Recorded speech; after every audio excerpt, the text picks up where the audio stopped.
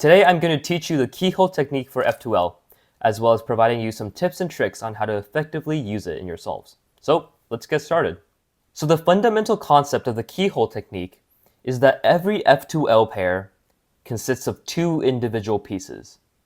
If one of the two pieces is solved in their correct position, such as this corner piece, keyhole allows you to solve the other piece into its correct spot without disturbing the original piece. Thus, there are two families of cases where keyhole may be applicable. First, keyhole with edges, where the corresponding corner is solved. And also, keyhole with corners, where the corresponding edge is solved. Let's first use this very introductory example when talking about keyhole with edges. So the corner is solved in its correct spot.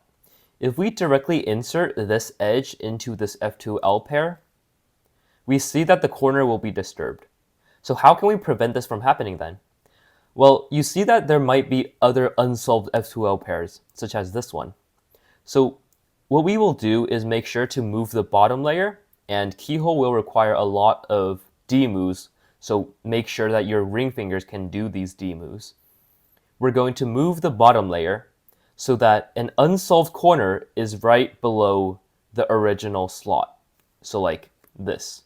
This is an unsolved corner. So we can insert this edge into this solved edge spot, like so. And then we can bring the original corner back, and we see that we've solved this edge into this spot without disturbing the other corner. So how do we know which direction to insert this edge then? For example, why can't I just insert it this way? Well, there's actually a pretty good trick for this. Whenever you see an edge on the top layer like so, you want to align the edge with the center that has the same color as the piece of the edge on the yellow face, which in this case is green. So we want to align that with green like so, and we can insert it this way. And you'll see that this edge will always have the correct orientation. If you were to insert this without the green aligned with the green, remember that this is the top color rather than the side color that has to be aligned. You will see that the edge will be flipped once you restore the D layer. So when is this useful then? Well, after you complete the cross, if you see that you already have a corner solved in its correct spot, usually you'd have to do a huge algorithm from this case to insert this edge with this piece, such as that. But in this case, we simply just have to do keyhole. We can move this corner down, which is an unsolved corner, insert this edge piece in, and remember that the top color is matching with the center color, and restore the D face. See? We just did that F2L pair so easily. Now let's shift gears for a little bit and talk about keyhole with corners. So where the edge is already solved, but the corner is not. Well, the concept is the same. We want to move the spot that we want to solve out. So we align the spot we want to solve the corner into with an unsolved edge, meaning that when we solve this corner into this spot and bring it back into this spot under this edge, this edge will not be disturbed because we're not messing up this edge. Originally, if we directly insert that in, that's going to bring out the edge. However, if we insert it like so into an unsolved edge slot, you see that once we bring this edge back, we're not going to disturb this edge. And that's the fundamental principle of corners. This is way easier to understand than keyhole with edges just because there are no orientation issues, because we know that if we solve that in, like we have a pretty good understanding of how to solve corners with the beginner's method. So it should be pretty easy.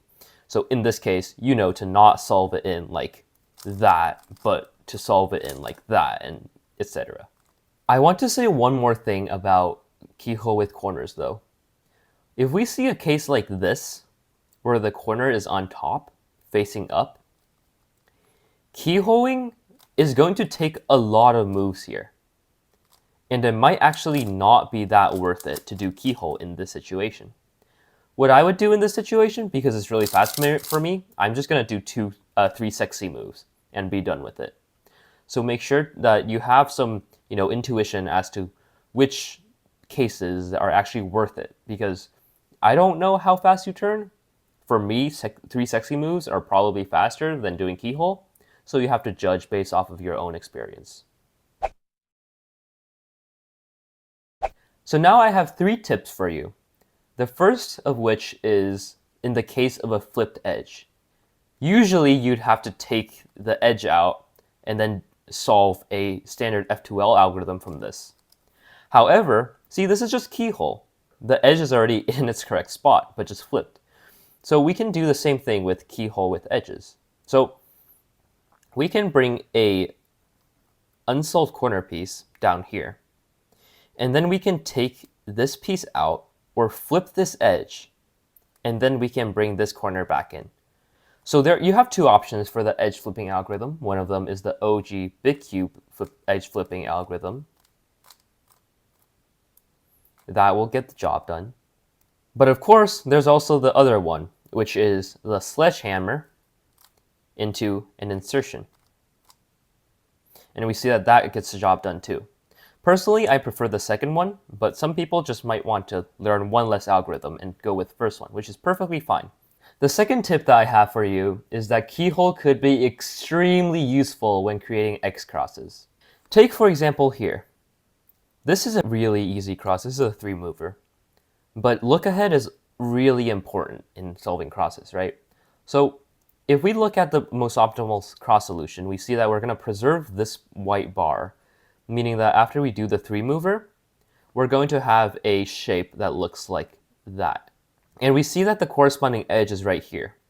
And we want to bring this edge so that the top color is matching the center color, so we have to do a U prime to move this edge right here. So in action, this is going to be D prime, and then we insert, and then you can quickly recognize that this can be inserted in using keyhole, and that will save a lot of look ahead time. Let's try another really easy example. This is pretty easy, but realize that we can pair these 2 pieces up to create an X cross for us, like so. And then we have one more piece right here, which can be done with keyhole. So we can insert this in with keyhole, and move it in. X cross with keyhole will need strong intuition on how the pieces move, how they behave, as it's more of an art than a science, but recognizing when keyhole could be useful is important. Make sure to look for these white bars, or bars of your cross color, and consider using keyhole with its corresponding edge. Lastly, I want to talk about look ahead advantage. Since keyhole uses some D moves as opposed to all U moves, the U face is disturbed less than conventional F2L algorithms, meaning that it becomes easier to track pieces down on the U face as you are solving the keyhole, meaning that look ahead is much more easier, allowing for more fluidity in your solves. So let's take a look at some example solves here, and these will be pretty simple, so you can see and track down what's happening all the time. So take a look at this scramble right here. I see 2 locations that can use keyhole. First is, of course, this pair, which if we just do that, we can get a 2x2 block. However, we want to do the cross first, right? And second of all, we see that after, if we do this very easy 3-move cross, this edge is going to be in this spot, which means that's a pretty good 2 places that you can do keyhole with. First, let's do these 2 moves for the cross.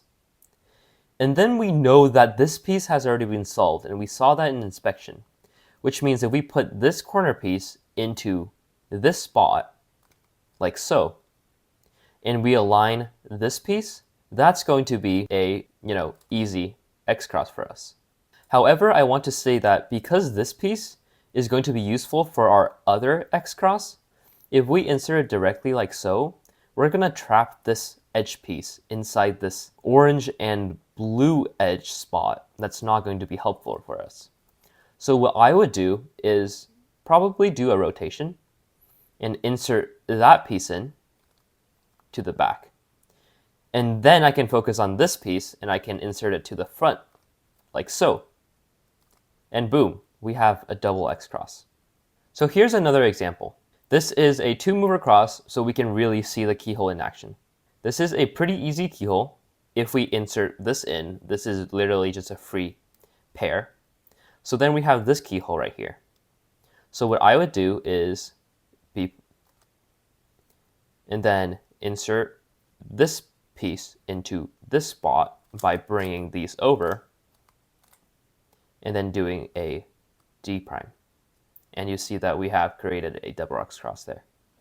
There are also a few more advanced concepts, such as pseudo slotting, which won't be covered in this video, but just to give like a quick teaser of it, we can pair up two pieces which both need to go to different F2L pairs in Keyhole, and we can insert these as an F2L pair, and then we can restore the D phase. That's going to be for another video, but hopefully you got the gist of what Keyhole is, how to use it, when to judge if you should use it, and if you have any questions, make sure to leave it down in the comments, as I will read every single comment. And if you found this video helpful, consider subscribing to the channel. As a small channel, it really helps a lot. And until I see you in the next video, happy cubing and have fun.